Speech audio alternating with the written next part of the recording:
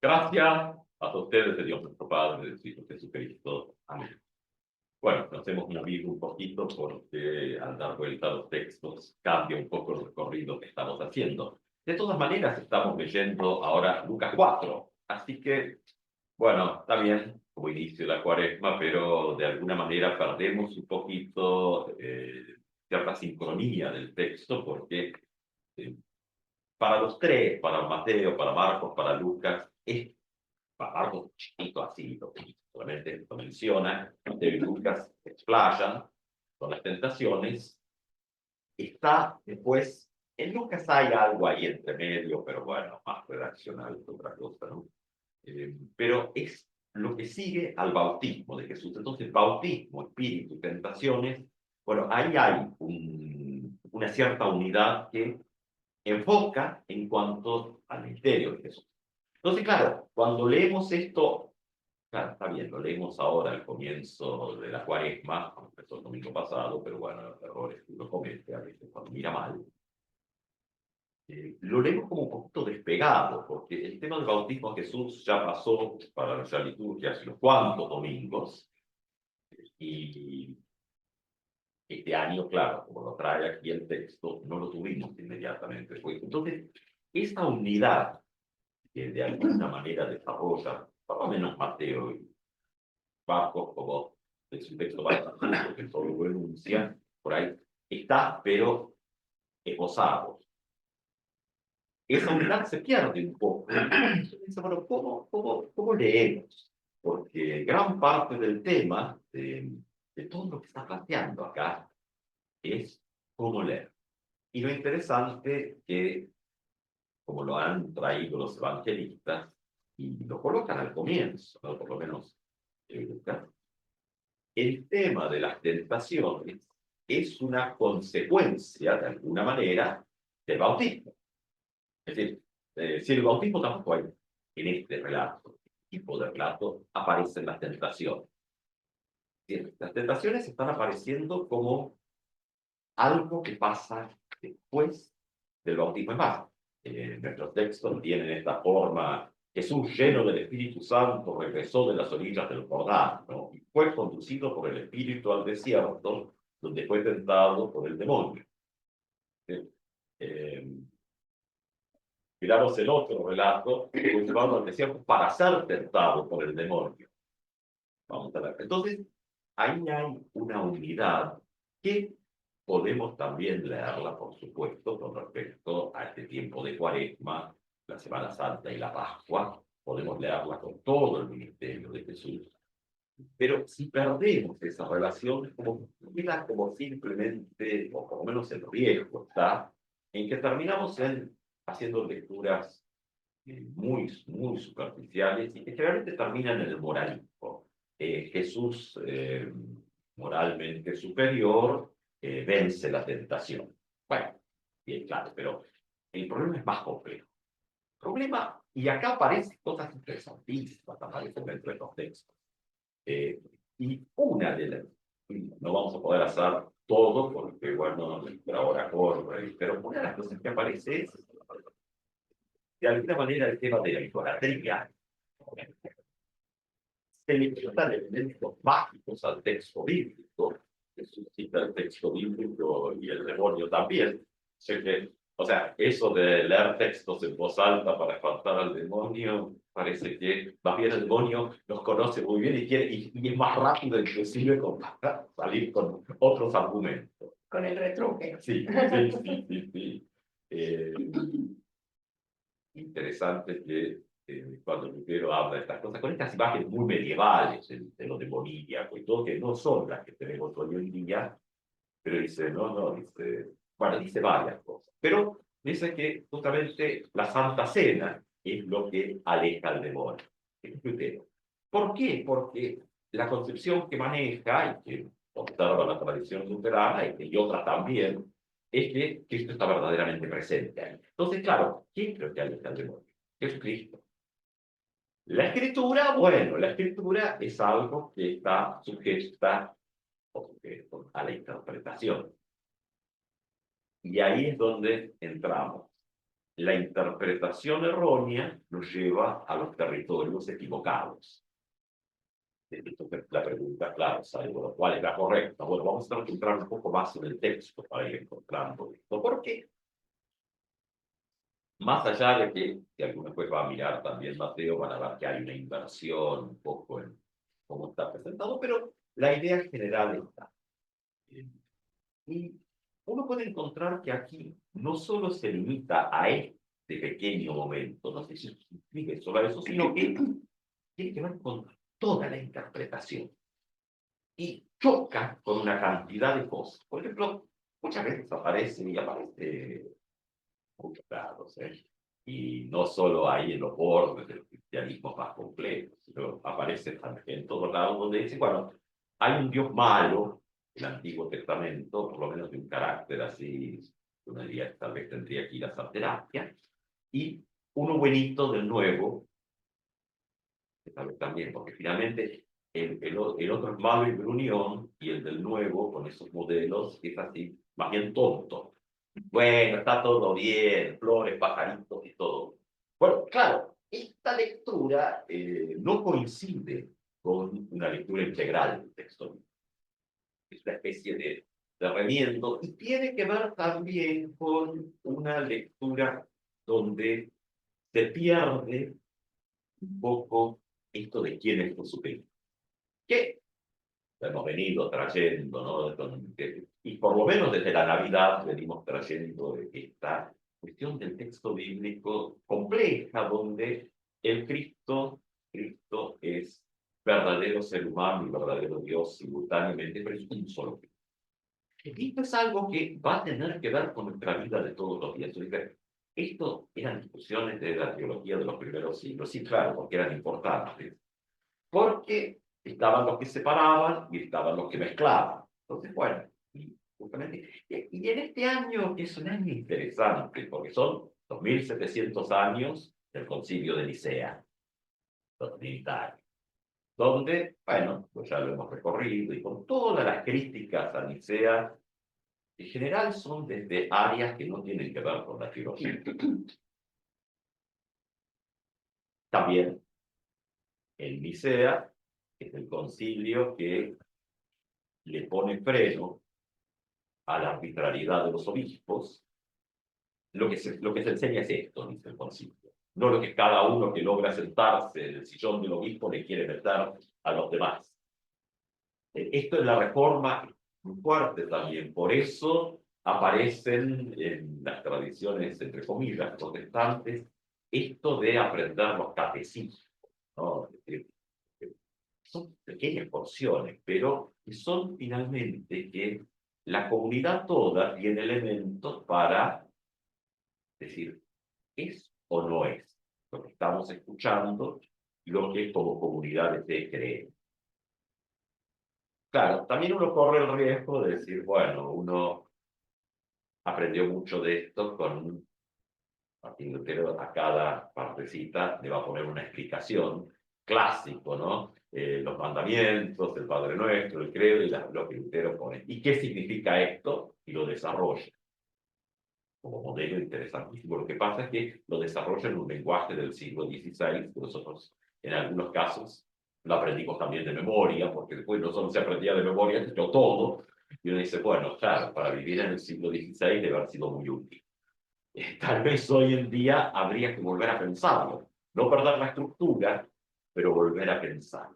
Porque en todo esto, por un lado, era decirle a los obispos, basta con las arbitrariedades. Esto es lo que creo. Y al emperador también, en la época, ¿no? Era decir, basta con esto de creerse único, porque hasta Dios mismo es tres. Y uno puede decir, ¿cómo es esto? La Trinidad es, bueno, hay una cuestión más abierta de comunión y conversación que la cuestión única del emperador. Entonces, ¿quién es Jesucristo? Porque claro, en medio de esto, también en la historia vamos encontrando el Cristo de los colonizadores, los conquistadores, entonces es agarrar la imagen que aparece presentada en el testimonio bíblico y adaptarla a los intereses de turno de esos grupos. Y entonces tenemos un Cristo que ha sido utilizado para subyugar, colonizar e ir a robarse las cosas de los demás, ¿no? Porque los que han armado países con muchas cosas, pues no las sacaron de abajo de la tierra y de donde están. Entonces, claro, uno dice, bueno, por eso también las tensiones y los enojos con el cristianismo a través del mundo, ¿no? Uno dice, bueno, claro, porque aquellos que lo llevaron, y muchas veces los propios misioneros, lo que hicieron fue, como tenían el soporte de parte de los poderosos para predicar, y hacer una prédica acomodada para no molestar a quien paga el sueldo, tiene la cosa. Entonces, bueno, claro, estas son las tentaciones y es también lo que aparece en nuestro texto. Entonces, al meternos en esto y preguntarnos, bueno, ¿quién es Jesucristo? Porque claro, verdadero ser humano, verdadero Dios, un solo Cristo, justamente nos presenta un Cristo que no está ausente de la problemática humana y del sufrimiento. Y como esto está colocado aquí, ahora, yo había estado el domingo pasado, pero por ahí, una semanita por ahí no nos compagina demasiado, al menos el leccionario va colocado mirando el camino de la Cuaresma, Semana Santa y la Pascua. Bueno, y teníamos allá, antes de iniciar la transfiguración, ¿no? Que es donde Cristo está en el diálogo con la ley y el Evangelio, ahí con Moisés y con Elías, hablando sobre lo que va a pasar en Jerusalén, no hablando si van a hacer un picnic. Entonces, claro, el tema dice, bueno, esto apunta y es leído desde lo que pasa, en realidad, el Viernes Santo, la cruz. Y ahí hay otro tema que también va a surgir con el Viernes Santo más desarrollado. La cruz no está flotando en el éter, está clavada en la tierra. Lo demás lo vamos a dejar para el Viernes Santo. Entonces, Dios, ¿qué tiene que ver con la cuestión humana? Y no estas búsquedas de Dios en otros lugares, es el modelo clásico del cristianismo. O sea, hay otras tradiciones religiosas que buscan a Dios de otra manera. Y bueno, está bien dentro de los límites del método. El problema es cuando uno lo quiere traer para acá y mezcla todo. Y entonces, ¿qué pasa? Para poder tener un Dios que nos deje tranquilos, tranquilas, necesitamos fabricarnos también. O sea, porque sí, después decimos, no, aquellos que colonizaron, conquistaron y todo eran muy malos y usaron a Cristo para sus propios intereses. Bueno, nosotros hacemos lo mismo. Es decir, cuando lo queremos adaptar a los nuestros y nuestras. Es decir, tal vez probamos menos al prójimo, pero estructuralmente no hay mucha diferencia. Que como modelo está ahí. Y las tentaciones, con toda la complejidad de esto, van apareciendo. En primer lugar aparece, vamos a decir, en cuenta con quien estamos leyendo, y nos para la hora, aparece el tema del pan. Entonces, bueno, no solo de la región. Tienes hambre, fíjate que las tentaciones en general son la propuesta de poner lo propio por encima o directamente dejando de lado lo que le pasa al resto de la creación, a los demás, al prójimo, como quieran llamarlo. O sea, son totalmente centradas en levantar el sol.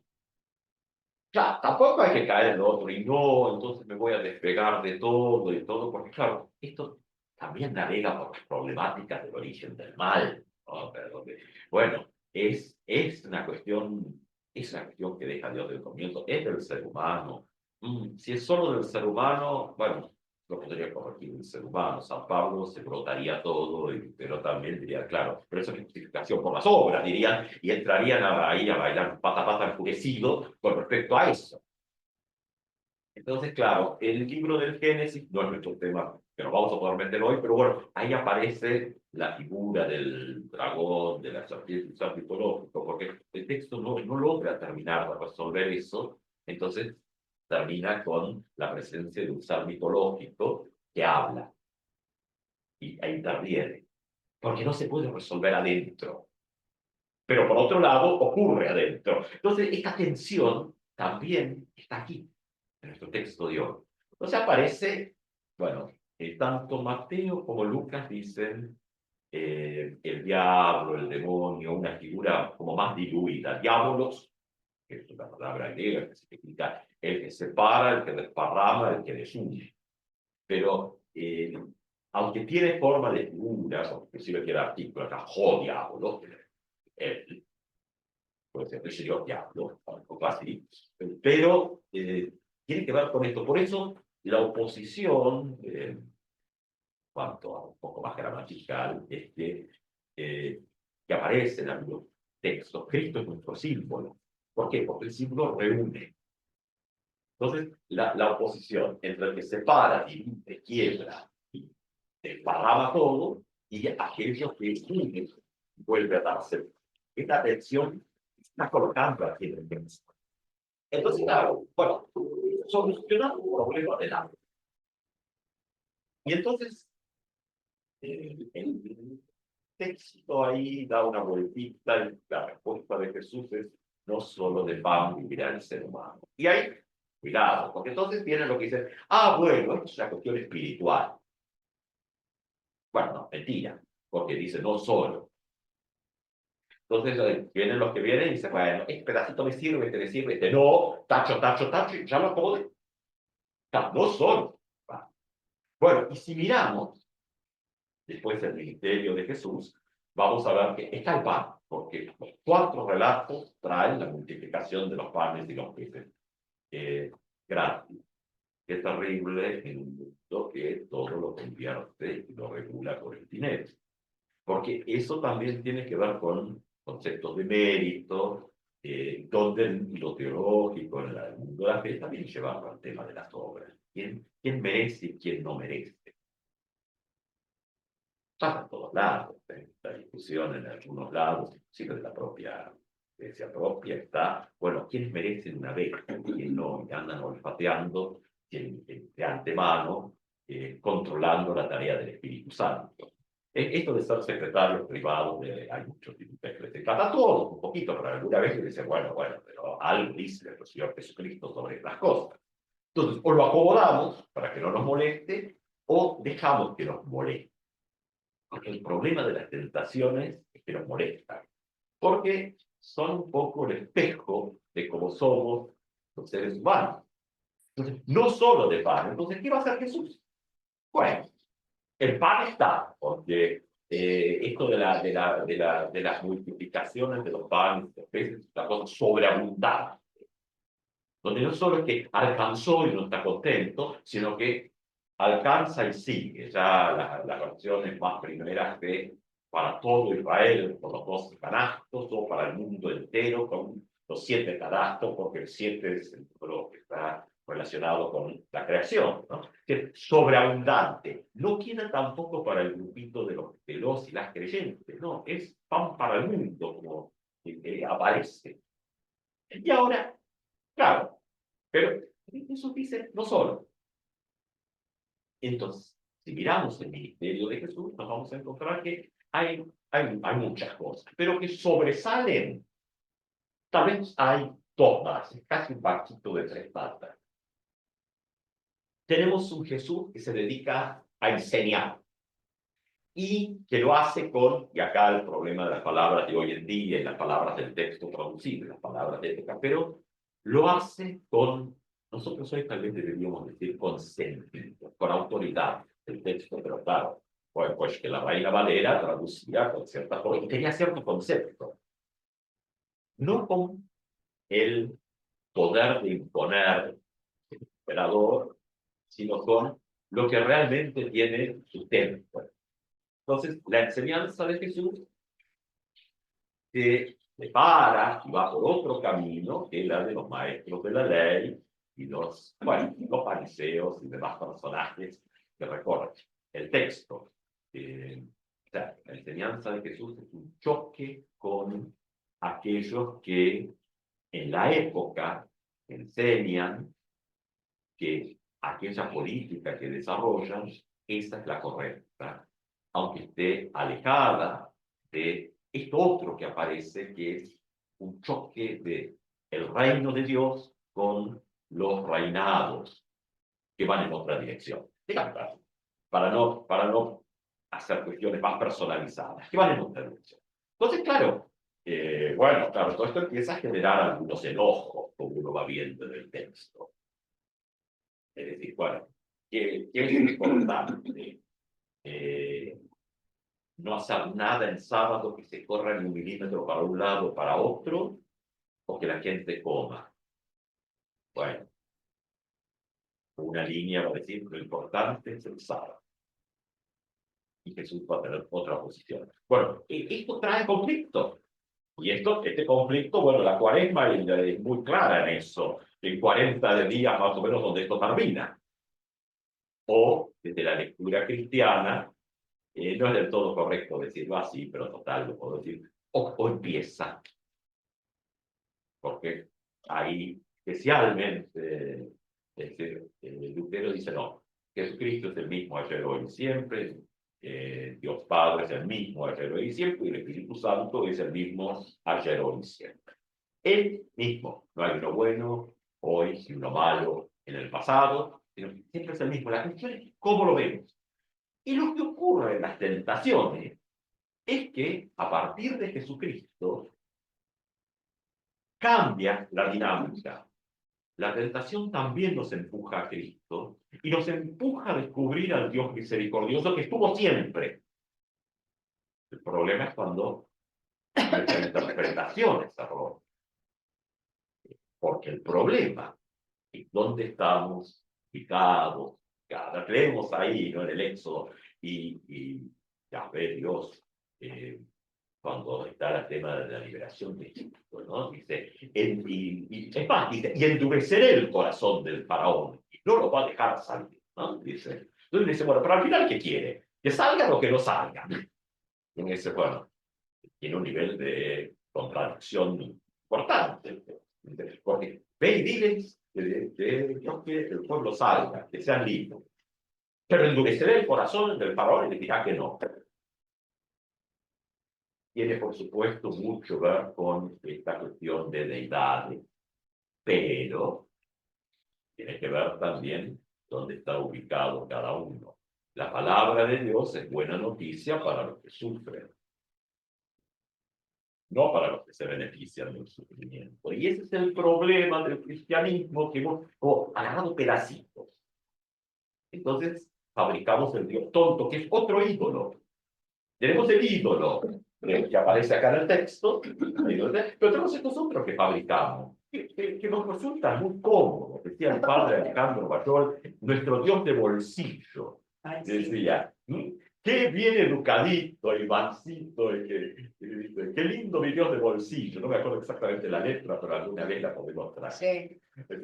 Nos fabricamos ese Dios de bolsillo que simplemente me dice que está todo bien. Y en realidad está todo mal, pero es como que si uno fuese al médico y el médico mira y dice, bueno, todos los valores están mal, ¿no? Y le dice, no, pero en realidad está todo bien, siga feliz. Bueno, ¿no? Pues, ¿a dónde terminan esas cosas? Acá, parecido. Entonces, el tema del pan, Jesús dice, bueno, no solamente, y aparece lo que podríamos decir hoy en día en un lenguaje más cercano, la educación, la salud y el pan, ¿no? Que si uno mira tiene que ver inclusive con algunas cuestiones de que el mundo secular también desde otros lugares, o desde ha levantado, dicho, bueno, el formato de una nación tiene que tener esto en cuenta. Si esto no se tiene en cuenta, estamos en el proyecto del diablos. Dice, no, esto arreglate vos y que los demás. Bueno, claro, eso termina en una erupción. Los veteranos que lo saben, porque han estado bastante marcados en la historia, porque no solo estamos en los 1700 años del concilio de Nicea, pero, ¿no?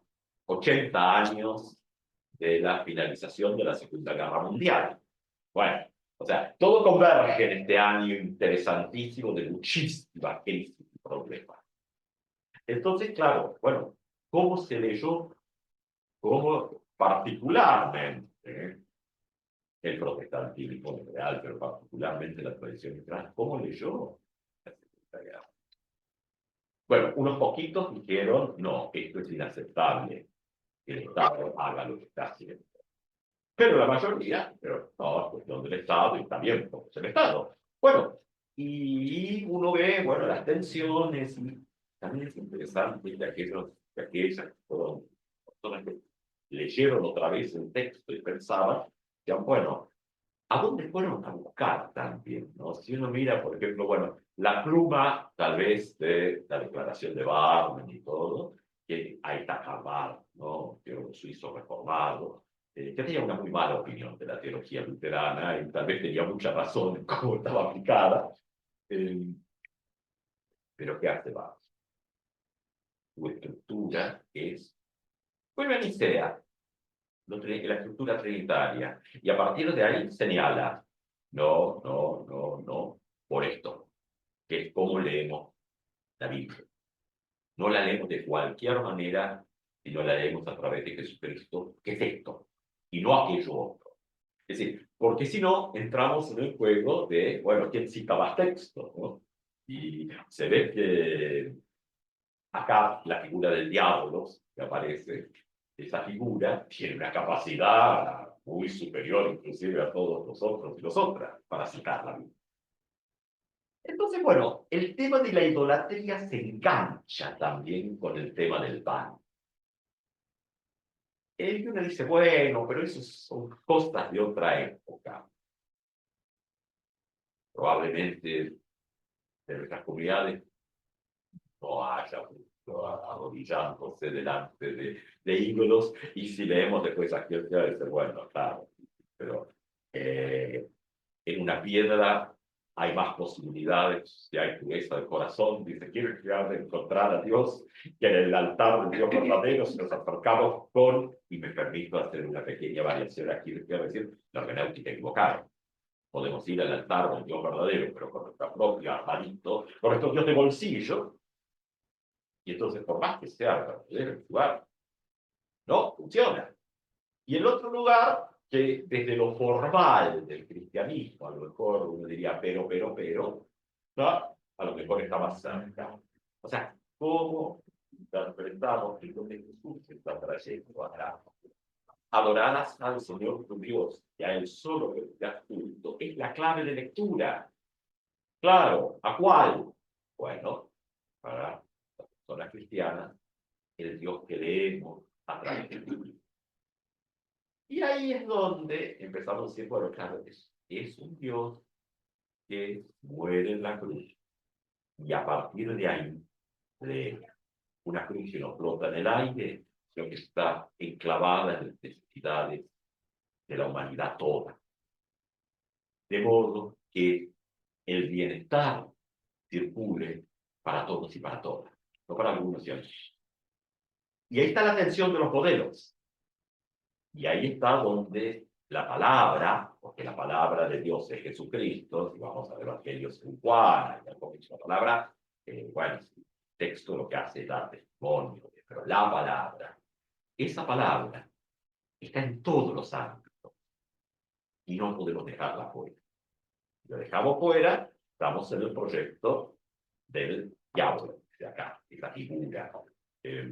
Marcos, que cortito, directamente dice que es el fiscal, ¿no? Satanás, este Marcos.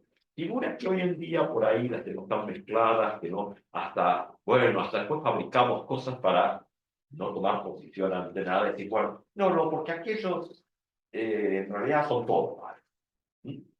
Hay dos demonios, ¿no?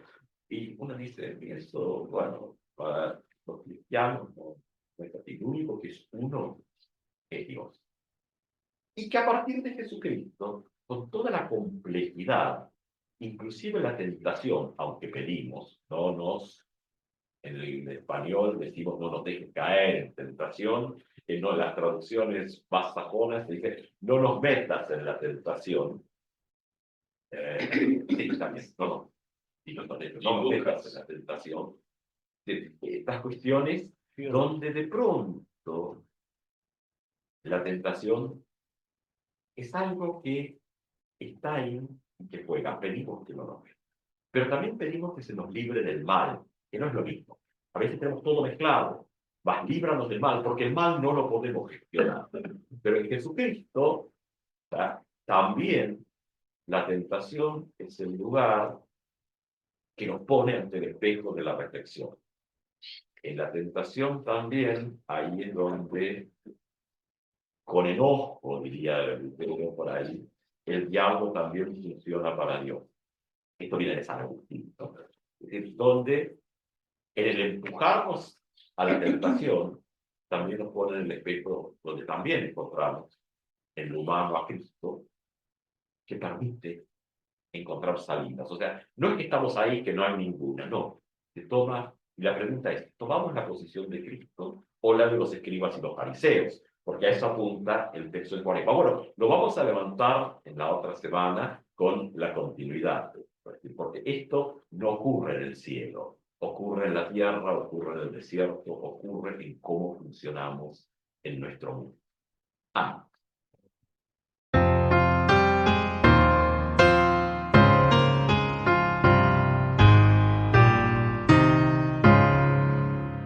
Si fui motivo de dolor, Señor, si por mi causa el débil tropezó, si en tus caminos yo no quise andar, perdón, Señor.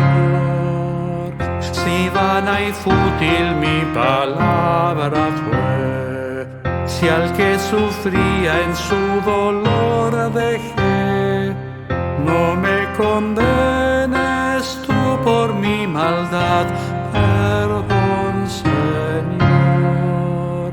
Si por la vida quise andar en paz, tranquilo, libre y sin luchar por ti, cuando anhelabas verme en la lid, perdón, Señor. Escucha, oh Dios, mi pobre confesión y líbrame de tentación sutil. Preserva siempre mi alma en tu redil,